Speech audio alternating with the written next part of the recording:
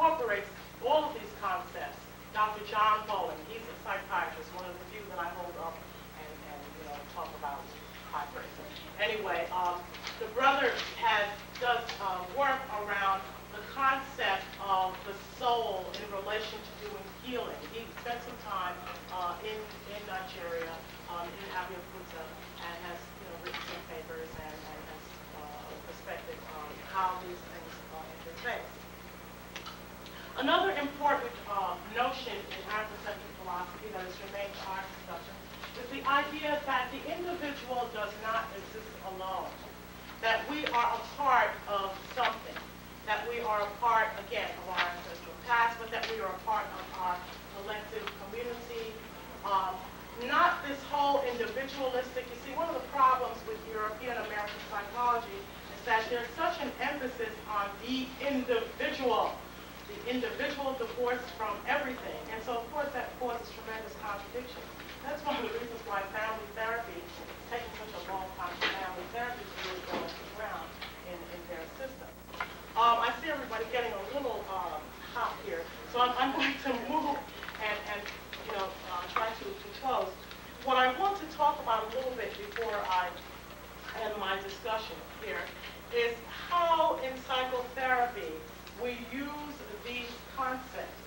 I mentioned to you that I was not going to take a radical feminist perspective on psychology because one of the notions that feminist psychotherapy believes in is one of the criticisms that feminist psychotherapy makes of psychotherapy is that psychotherapy relies too much on faith and that it is too ritualized. Well, from an Afrocentric perspective, too little in our lives today is ritualized. So the concept of using ritual in whatever form you feel comfortable with as a psychologist is very important. There's a center out in Washington, D.C. called the Progressive Life Center that has designed, I think I have the flyer in my bag if anyone is interested, but they designed a healing technique based on a concept called N2. And again, it's drawing on these notions of Afrocentric philosophy, but incorporating a great deal of ritual. And not necessarily, I'm not talking about things that might be so out of the ordinary. Maybe just the ritual of the structure of the therapy, or the ritual of having people do visualization.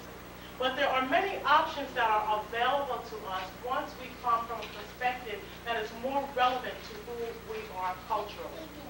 Now, in closing, I would like to urge those of you who are interested in staying in psychology to please consider involving yourselves in research, relevant research. And I say relevant research, meaning research that will answer some of the pressing questions in our communities. Do not feel pressured to always have to compare something that we do with something that other people do. It's quite legitimate to try to understand our behavior or our ways or our attitudes on their own. And there are a whole number of areas that we as women need to start looking at in psychology. I'm very interested, for instance, in how we can deal with this whole notion of fear of success in black women from a totally different perspective. I've heard all the other areas, but I think we need to come up with it from another perspective, things that hold us back, and so on. We need to translate our theoretical understanding of African philosophy, and I hope that today, even though it was just a few minutes, I hope that I gave you a feeling to want to look into this more. These are some of the people, there are other people, but we need to translate our understanding or our need to expand on Afrocentric philosophy. We need to translate it into practice. We need to draw on the kind of stance that Fanon took. Franz Fanon, as you know, was a psychiatrist who was also a revolutionary. One of the things that he did was he took his theoretical position and put it into social practice and design. There's a very nice book, by the way, called Franz Fanon and the Psychology of Oppression. It's a new book that you might want to try to get. Okay.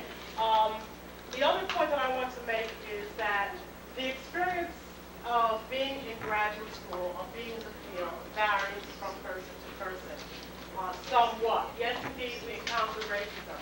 But it's very important for us not to feel that you have to give up your identity in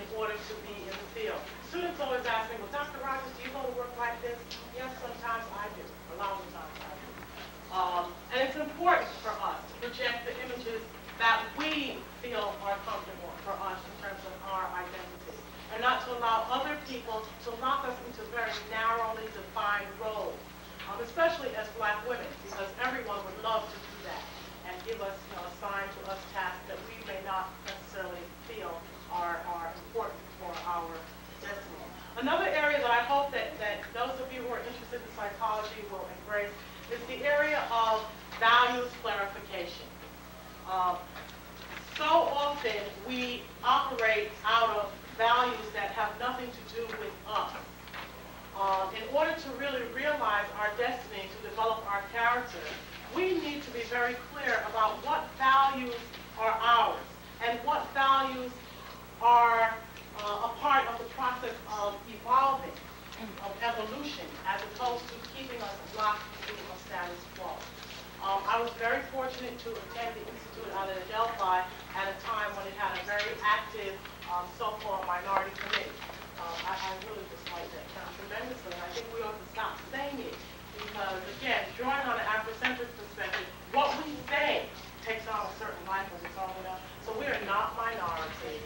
The majority of people in the world are people of color, and that's what we need to start saying to give life to that whole notion. But anyway, I was very fortunate to attend Delphi at a time when there was an active group of students of color. And I would urge, even though there's not that active group at this time, I would urge any of you, I think it's very important for you when you go into psychology to go for all of these programs that you think are out of your reach. There are ways to get into that, and I'd be happy to facilitate that for any of you if I can. I just want to end by saying that we have a great deal of work to do as professionals. The sisters here are doing some really wonderful work, and we ought to be very proud of them. But there's a lot more that we have to do, so we have to keep on keeping on from the academic.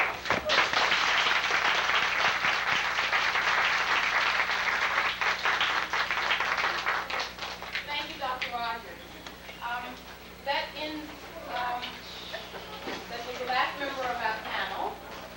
And at this point, we're going to take questions from the audience. So if you have a question, please state who your question is addressed to.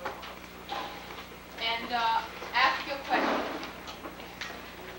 The lady in the back? Hi, my name is Mohamed King. I happen to be a student with Dr. Rogers at College of University in campus. I do not have a question. I only want to say that I thank you all for what you've done tonight because it reassured me that once I begin my profession, the obstacles that I encounter, I can bypass them. And when I look at you, you're so great.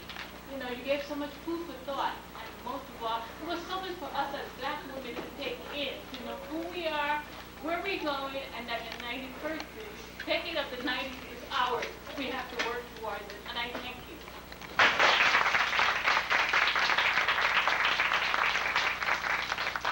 Any other questions? Oh, there's a question. I just have a statement to make to Dr. Rogers about what you were saying about the subconscious. About 2 Wednesdays ago here at Medgar Evers, they had a African symposium all day, and in the evening there was Dr. Robert Farris Thompson from Yale University speaking, showing the artwork of the Congo in the 20th century, and also there was Mrs. Vega from the Caribbean Cultural Center. And what you were saying, I asked Dr. Thompson about that. Did he see any evidence of people of African descent and African Americans who do artwork and cultural presentations subconsciously that the work could be done now, but could be done maybe 400, 1,000, 3,000 years ago?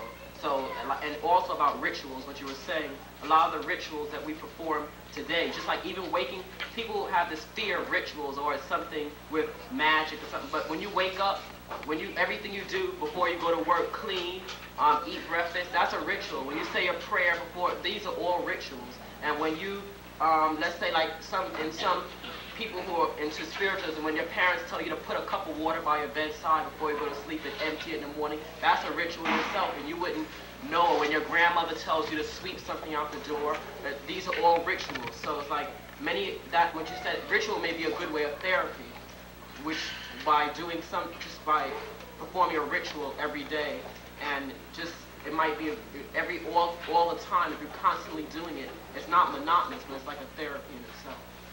I just want to say one thing to the brother.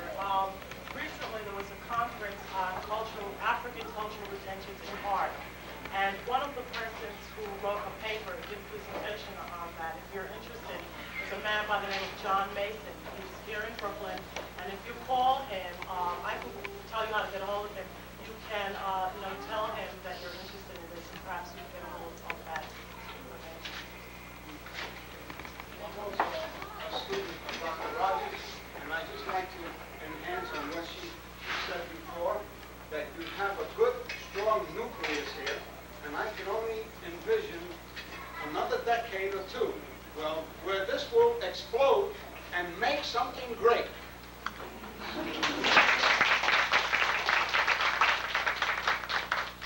Are there any other questions?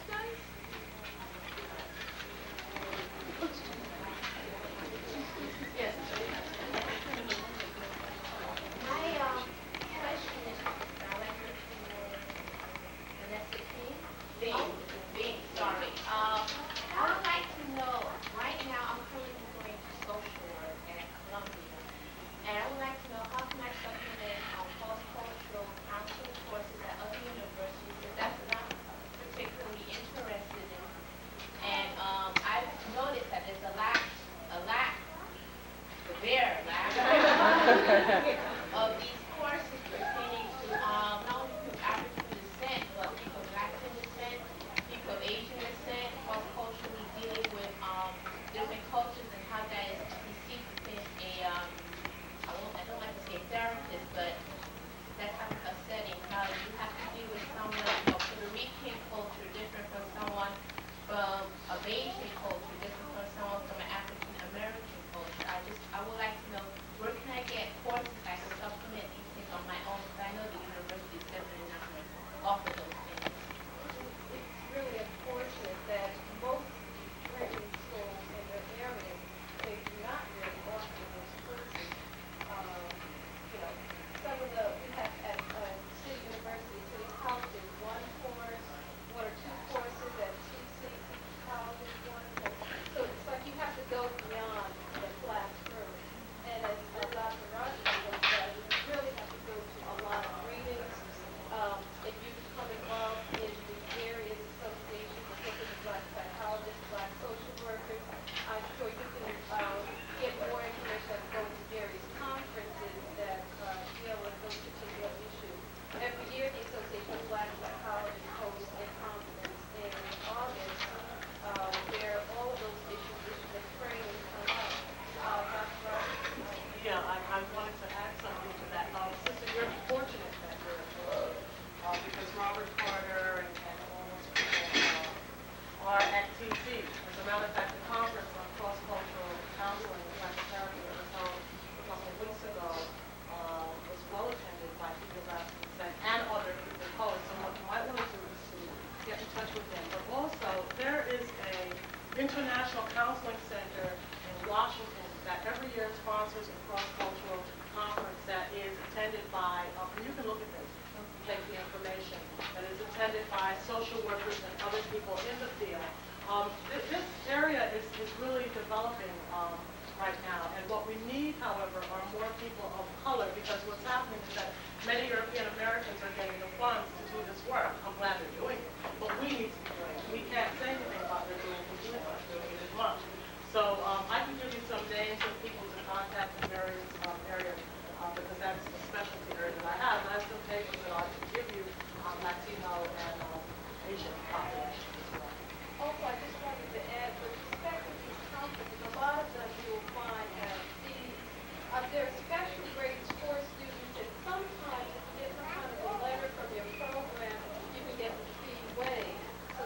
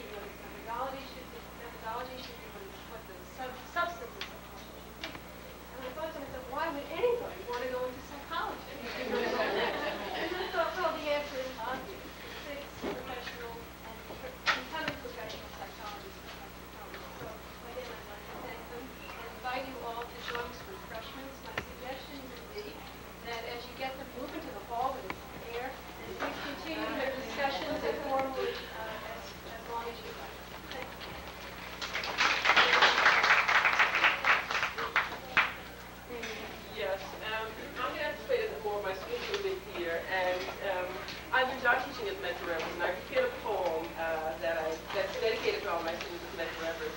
And if I can invite your indulgence for just 3 more minutes, I'd like to share it with you. You've returned me to a land that nurtured me. Inside ancient vaults awaiting us, waters drink desert land, you bird me. Let me in your presence feel the petals of my childhood and stamens of my birth. Let me in your presence rediscover acts of blood, skin of ripe fruit, and talk from fragrant dangles, and crusted sugar apples. Let me in your presence restore the childish joys and pains. In your presence, let us reconquer the magnificent latitude of personal time and space. For when we travel on the lightning wings of the Apollo word, life multiplies.